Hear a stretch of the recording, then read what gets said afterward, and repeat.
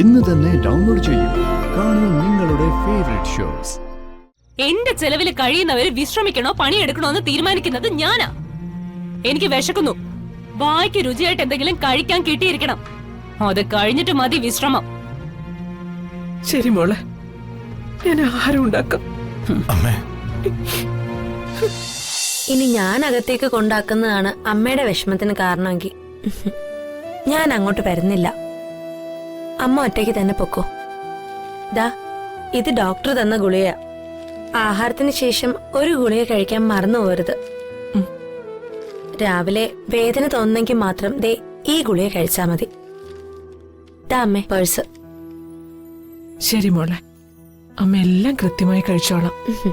ശരി, എന്നാ ഞാൻ പോയിട്ട് വരട്ടെ.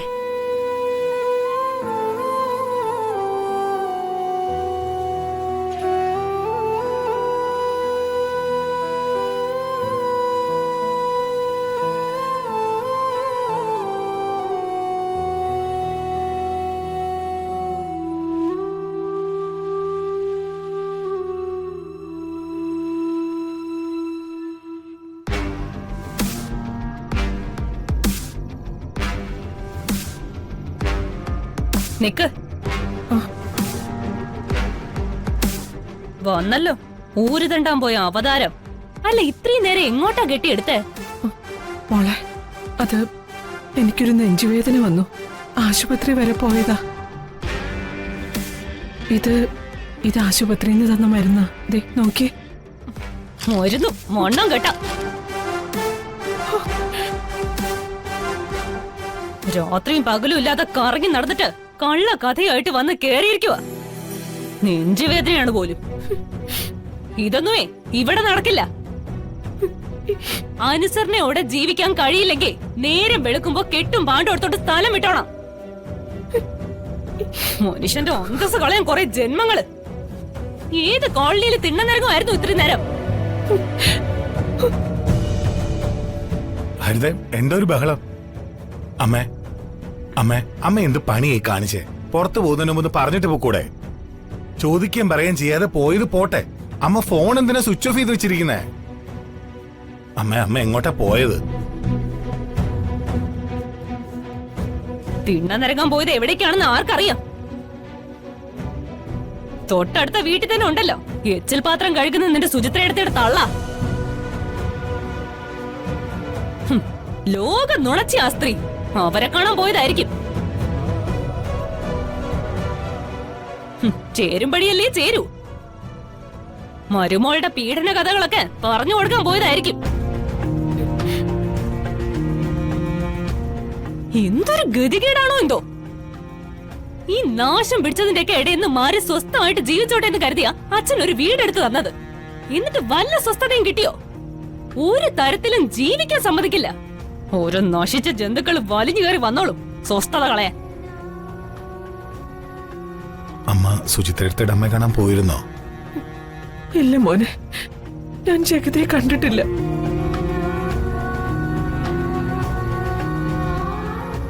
ആരോടും ഹരിതയെ കുറിച്ച് അപവാദം പറഞ്ഞിട്ടുമില്ല.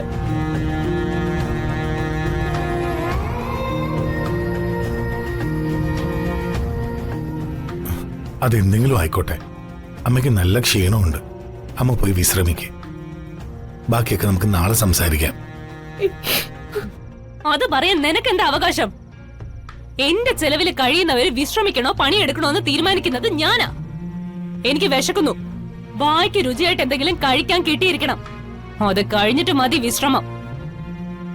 ശരി മോളെ, ഞാൻ ആഹാരം ഉണ്ടാക്കാം. അമ്മേ,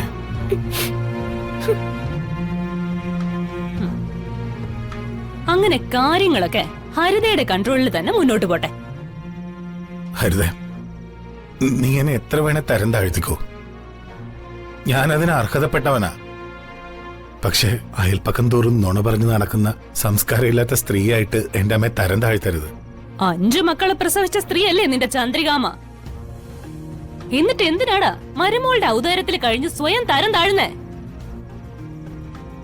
നാവിട്ടടിക്കാതെ നിന്റെ തള്ളയെ തരം താഴ്ത്താതിരിക്കാനേ വേറെ വല്ല വഴിയുണ്ടെങ്കിൽ ആ വഴി നോക്ക്. മോറങ്ങോട്ട്.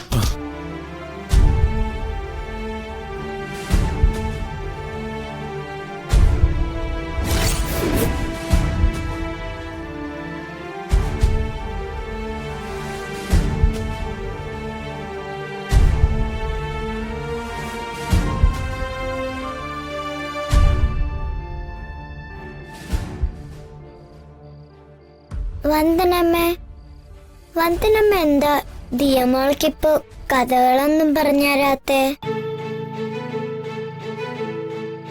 വന്ദനമ്മയ്ക്കിപ്പോ ദിയമോളോട് ഒട്ടും സ്നേഹമില്ല അല്ലേ? എന്താ ദീമോളെ ഇങ്ങനെയൊക്കെ?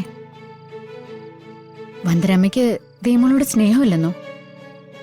വന്ദനമ്മയുടെ ജീവനല്ലേ ദീമോള്.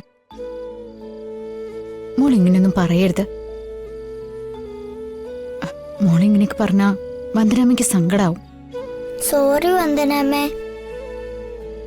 വന്ദനമ്മയ്ക്ക് സങ്കടാവുന്നെങ്കിൽ ദിയമോൾ ഇനി പറയില്ല. സോറി. ദീമോൾ ഉറങ്ങിക്കോ, രാവിലെ സ്കൂളിൽ പോകാനുള്ളതല്ലേ. വന്ദനമ്മ ഒരു പാട്ട് പാടിത്തരോ?